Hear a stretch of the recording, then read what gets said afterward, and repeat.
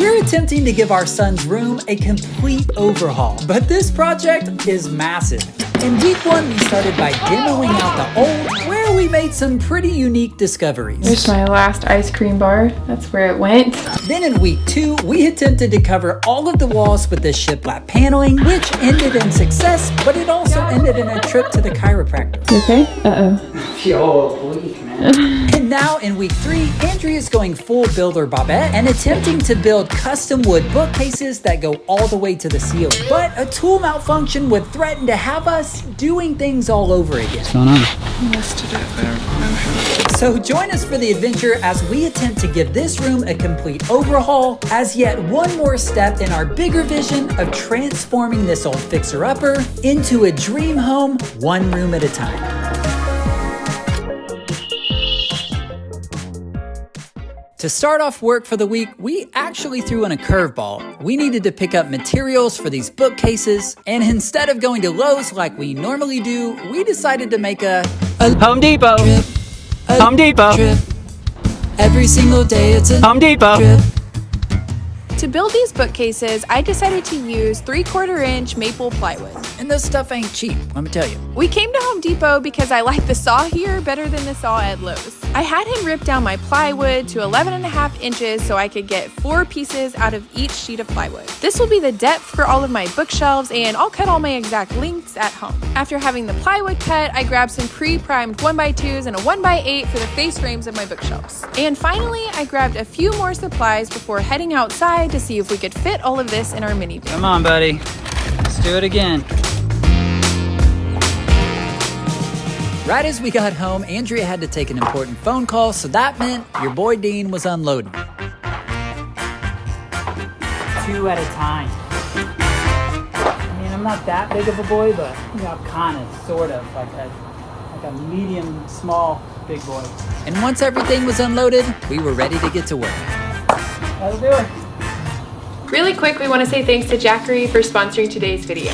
This is the Jackery 2000 V2 solar generator, an effortless solution for home power stability featuring UPS technology for seamless plug-and-play home emergency energy. With the slogan, instant power, no installation, this generator is designed to replace traditional fuel-powered generators, aligning with Jackery's mission of promoting green and sustainable living. The Jackery 2000 V2 not only prioritizes eco-friendliness, but also enhances safety, ensuring users have a reliable and safe power source during outages. Unlike fuel generators, it offers a cleaner, quieter, and more user-friendly experience, giving you peace of mind by keeping your home powered safely and sustainably during critical moments. I really wish we would have had this thing several years ago when Texas had our big freeze that left so many people without power, including us, for days on end. We could barely even keep our phones charged, let alone worry about any of our appliances, but with this thing, we could literally power some of our appliances in our kitchen, like our refrigerator, which is a little bit mind-blowing to me. When it comes to charging this thing, you have a few different options. Right now, I'm charging it using the AC cable plugged straight into the wall, but you can also charge it with your car or even with solar panels, and we did grab one of those because it just seemed a little bit logical to have something that doesn't require power in your house to charge it, you know, in case we're out of power for days on end ever again. It's super efficient with a 2-hour solar charging speed, and it has a foldable handle and is super lightweight at only 18 kilograms, which means it provides reliable home backup power without taking up much space, making it ideal even for apartments. We are going camping as a family over the Thanksgiving holidays, and I can see this coming in really handy when we're out in the middle of nowhere because we have a lot of kids and we like to sleep with things like sound machines, and we like to have our phone chargers for audiobooks and things like that, so we'll definitely be bringing this with us. So if you're interested in checking out Jackery's products or getting more information on what all you can power with these things, be sure to check out the links in the description below because they do have Black Friday sales going on now, and they've given us a special code. All right, now that I have all of the shiplap panels up, I'm gonna get started on building the new bookshelves for this little built-in wall. I went ahead and took all my measurements and wrote them down so I wouldn't have to make trips back and forth while building my bookshelves. Once I had all my measurements, I was ready to head outside and start making some cuts. Is that it? Yep.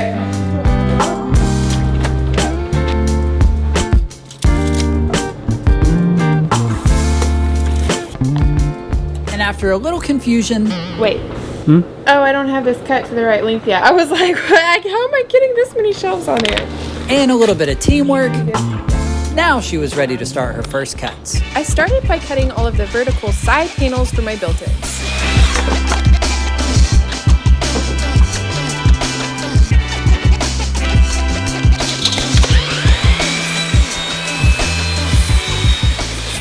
After I finished making my cuts, I was ready to set up my router. All right, so these are my side panels for my shelves that are gonna go up on top of the cabinets. And I'm gonna do like I've done before, where I use my 3/4 inch just straight router bit to route a groove to then fit my shelves into. It's just really sturdy when you do it that way.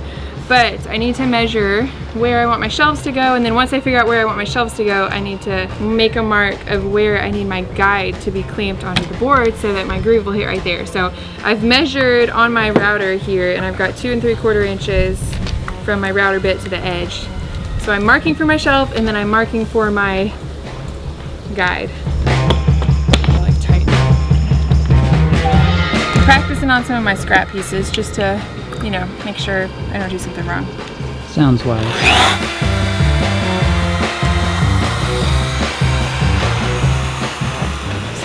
How are we looking?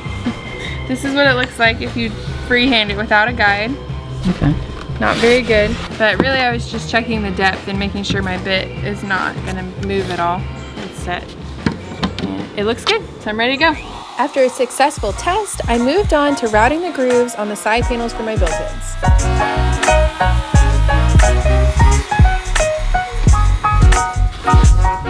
Each built-in will have 3 shelves, and so I repeated this process 3 times.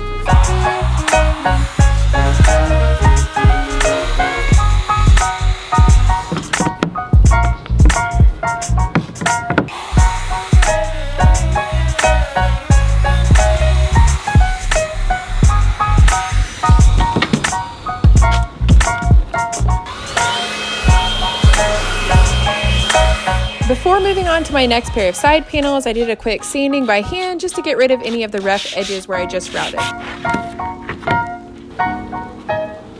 All right, I'm just gonna go ahead and repeat the exact same thing for my other side. So I'm cutting my side panels to length, and then I'll get those measured, marked, and all set up to route.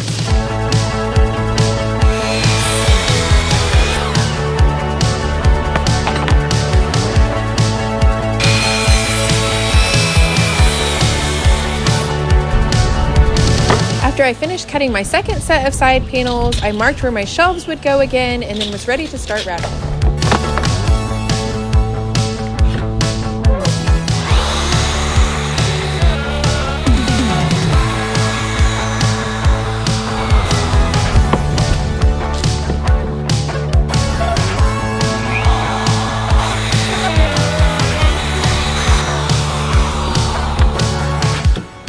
I repeated the same process for all 3 shelves, but by the time I got to the last pass, I started to realize I had a problem. Without me realizing it, my guide was actually moving out of place a little bit, which meant that my routed lines were not straight. What's going on? After a little bit of brainstorming, I felt like I had come up with a workable solution. All right, I flipped my panels over. I'm gonna see if I can make it work on the other side. I did put my top down here so it won't line up where I'm routing at the exact same spot. And if this works, I don't really know what went wrong. I don't know if it's because I didn't have a board like behind where I clamped it, and I think this was moving a little bit. So I have some scraps here just to keep my guide board hopefully clamped tight. But if this does work, I can use these 2 pieces for my outsides that'll be up against the wall, so you won't see the mess up on the outside. After remeasuring for my shelves and making sure my guide was securely clamped down, I was ready to attempt try number 2 and cross my fingers that everything went right this time. Thankfully, it was a success. Did it work? Looks like it. I just need to see if my other pieces got messed up at all. All right, I rerouted on the other side of those 2 boards, and I've got them like this just to make sure they line up on both sides and they're good. So I'm gonna go ahead and move on to cutting my shelves that will actually fit into those grooves. And then we should be able to start assembling after that.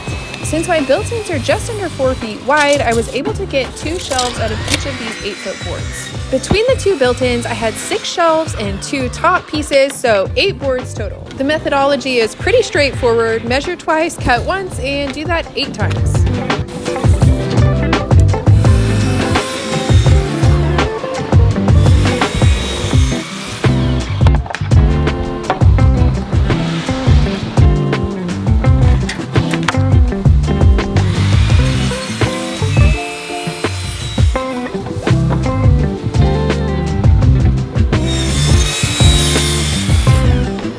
Even though the process is simple and looks relatively short on film, it actually took quite a while. All right, I have all of my shelves cut that will fit into the grooves, but I also cut a piece for the top of each of my shelves that I'm gonna attach with pocket holes. And so I'm gonna go ahead and add my pocket holes to those. The pocket holes will go on the top where you can't see them, and it'll just add a little bit more stability while the glue is drying on my other shelf.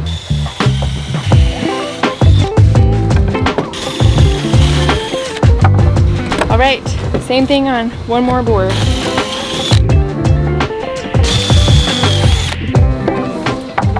Burned your arm? Well, no, I'm saying I have a scar. I think it's these right there that are from a hot drill bit. But I think I was drilling, wasn't I drilling into concrete? Yeah. Oh, it was so hot. Once I finished my pocket holes, I grabbed some of my larger clamps and started moving my boards onto the driveway to start assembling. I attached the top of the bookshelf first with screws and wood glue, as this would provide a lot of stability and make installing my other shelves much easier. For the rest of the shelves, I applied a generous amount of wood glue and then slid my shelves into place.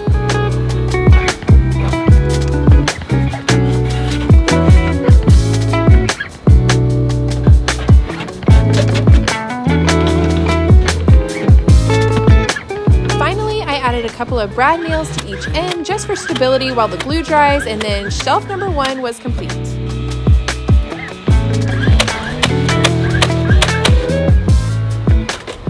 You know, you've built a lot of cabinetry in your time, huh?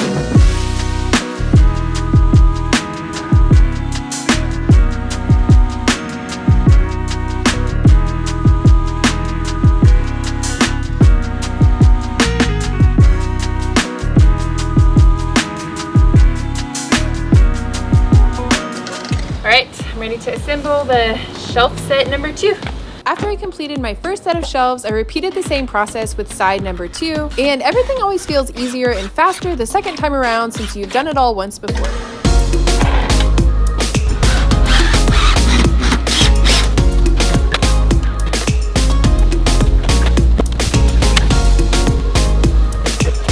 Alright, I have my basic shelves assembled. Now I'm going to start working on the face frames, which I'm building out of 1x2s with I think it's a 1x8 that I'm going to do across the top because I want to do crown molding, possibly some picture lights. I haven't decided, but then I have the room for it if I want it. I cut the vertical 1x2s for the side of my bookshelf first, and then moved on to cutting the 1x8 that would go across the top.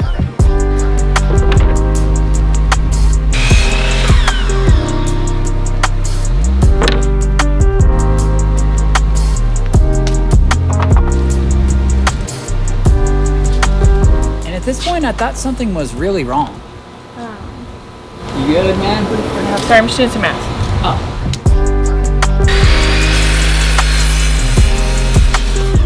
So I'm going to assemble this top part of my face frame with pocket holes just because this is such a wide board and it'll make it more solid. But my others, I'm just going to use glue and then my brad nailer, and that'll be plenty.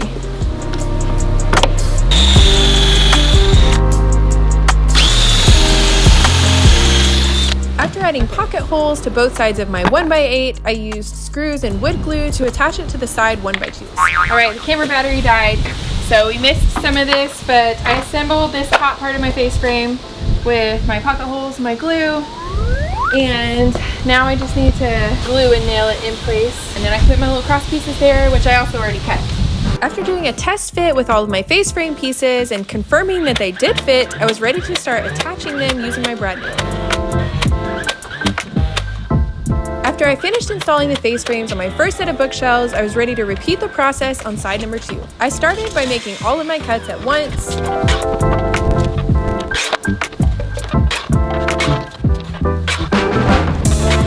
then I added pocket holes to my 1x8.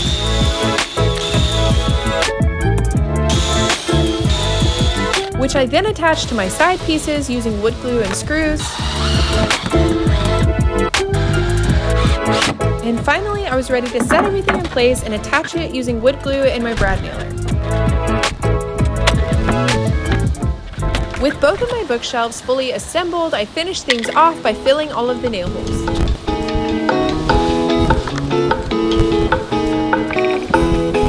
While I waited for my wood filler to dry, I moved on to the next task, which was creating a desktop piece that would sit on top of my cabinets for my bookshelves to sit on top.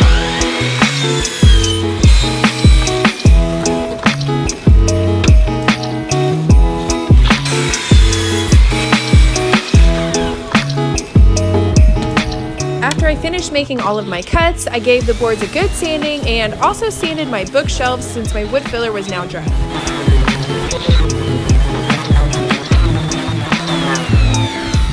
And again, all of this stuff looks quick and easy on camera, but Andrea was a busy bee.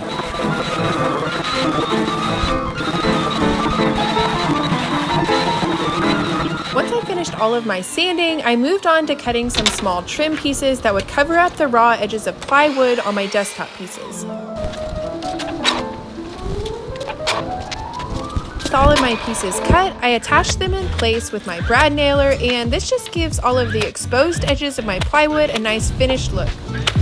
And after days of hard work, I was finally ready to start installing everything in the room, starting with these desktop pieces. With the desktop pieces installed, I was ready to grab Dean's help to carry the bookshelves inside. And I don't know if Andrea had been working too hard, but she was really getting pushy. Yeah, whoa, you're pushing me.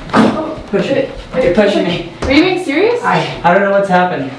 I was like, I'm pulling against you. It's like getting away from me. And this was the real test. Would all the hard work pay off? Or would we discover that there was more work to be done? Feels like moment of truth. Yeah, no, definitely. Okay, let's see what you're doing here. Thankfully, everything fit perfectly, and I was ready to move on to finishing the trim on these built-ins. Go to get the next one. Ooh, shelf number 2.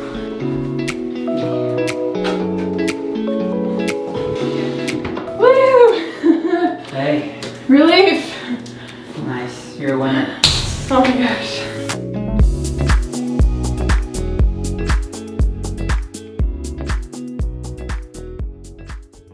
All right, pause. Have you been thinking about starting a YouTube channel basically forever, but you've never done it because you're intimidated, you're afraid, and you have no idea where to get started? Well, I run a YouTube mentorship program where I lay out my exact strategy for creating and launching a channel like a pro. In 2024, I help students use this system to launch their own channels, like April, where her third video did over 15,000 views, her third video. And not to mention, she hit 1,000 subscribers in about 2 weeks. And now I'm getting ready to train a new set of students in 2025. This will include my operating system, which is a blend of tutorial videos and action steps that outline my exact process. Plus, there's live group coaching calls where we talk face-to-face in a group setting and you can ask all of your burning questions. So if you want to be part of the class of 2025, then click the link in the description to join the waitlist. This ensures that you have a spot in the program if you want it. You guys know that I'm passionate about helping others grow life-changing YouTube channels, and I would love the chance to help you launch your first channel in 2025. I started by attaching one more small piece of trim underneath my desktop just to give it a more finished look, and then moved on to installing crown molding to finish out the top of my built-ins. And I know I sound a bit like a broken record, but you're seeing this crown molding installed in a matter of seconds, when in reality, it took a really long time to measure, cut, and install everything. It's done! It looks so good. Now I gotta fill about 1,000,000,001 nail holes and caulk and paint everything. Alright, I've got the built-ins completely finished. I got all of my trim and baseboards installed, so I'm done with all of the building that I'm gonna be doing in this room, and that feels really good. So now it's time to move on to all the little fine-tuned details, starting with filling the nail holes in this entire room. I'm sure different people prefer different methods, but I prefer to just use my finger and some drywall compound to fill all of the nail holes.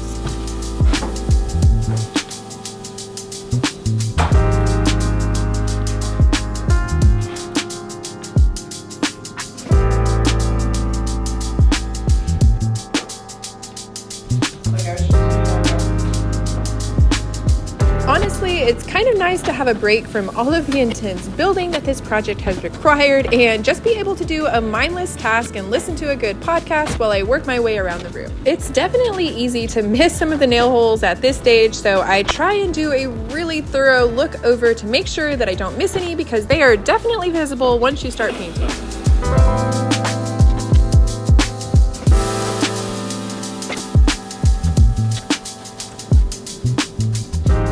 All right, I finished filling all of the nail holes. Before I start sanding everything, I'm gonna go ahead and pull the cabinet doors off of my cabinets because I've got a few little spots that I wanna sand around these when I am sanding, so I'm gonna do that now and give it a little bit more time to dry. Since most of my hinges are bent or broken, I don't need to worry about saving any of the screws or hinges as I remove them.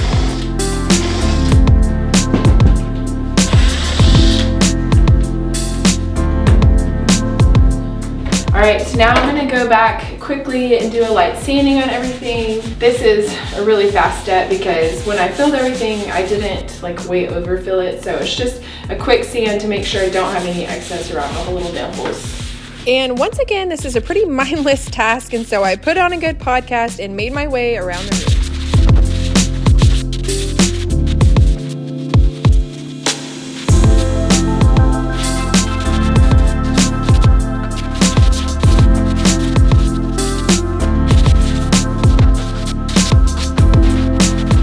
All right, I'm done sanding everything, and so before I caulk, I want to go ahead and vacuum and wipe everything down, and then I'll move on to caulking everything. So it's time to do some cleaning up. I used my shop vac to vacuum up all of the construction mess on the floor, as well as all the dust on the bookshelves and even the walls. Pretty much every surface in this room got vacuumed.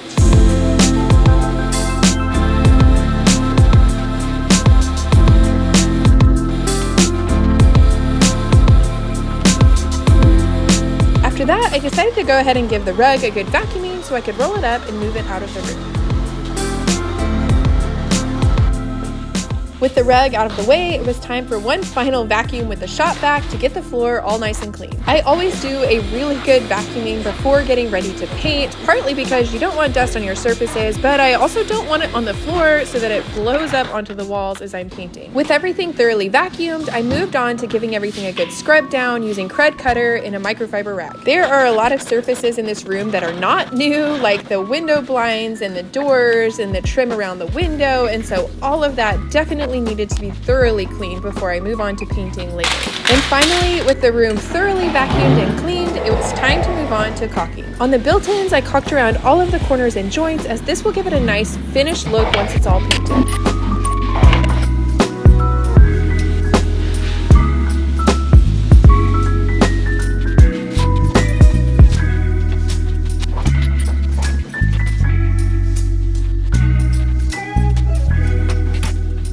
Next, I made my way around the room, caulking anywhere that I had a seam or a joint. This means between each of the panels, above my baseboards, between the panel and the ceiling, and of course around the window trim and between the panels and the built-ins. Once again, this is a pretty mindless task, so it was time to put on a good podcast and finish up this room. I was still not feeling 100% after getting sick over the weekend, and so I didn't mind a day full of tasks that were tedious, but also not very difficult.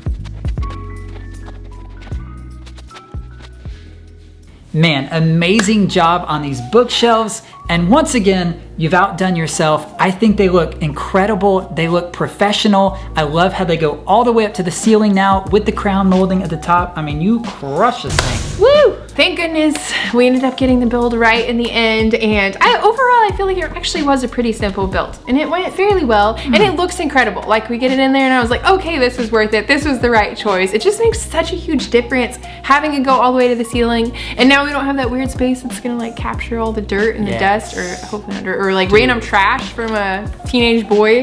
That's like the best part. So join us for the next part of this series, which will be the final part of this series. Andrea is gonna be painting and putting all of the finishing touches on this design. So everything is going to come together next week, and we are getting really excited about it. So good.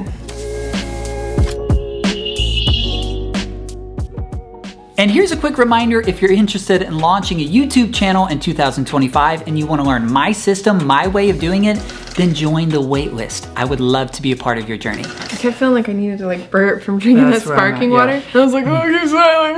I know, we both just drank a sparkling water and we're like, excuse me. Happy Thanksgiving week. Woo! I guess if you're in the US.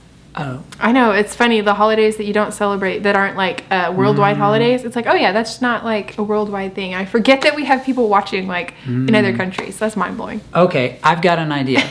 Comment below one thing you're grateful for if you're in the US, and if you're not in the US, comment which country you're watching from. I've seen and like... you can still comment something you're grateful for. That's I feel like true. anybody could do that. That's true. It's not a bad practice. I mean, we have seen Finland, we've seen Sweden, we've seen Latin America, we've seen India, we've seen of course, Asia, ones like we've Australia. Yeah, Australia, like Ireland, anywhere in the UK, Canada. Anyways, put that little flag emoji in there. That's my fave. And then let us know. I won't where know you what come they from. are though. I cannot. I know I had to memorize that at one point in school, but I just don't remember most of them anymore. Sorry. I'm gonna like reading through these comments. All right, we need to wrap this thing up, baby doll. We're out.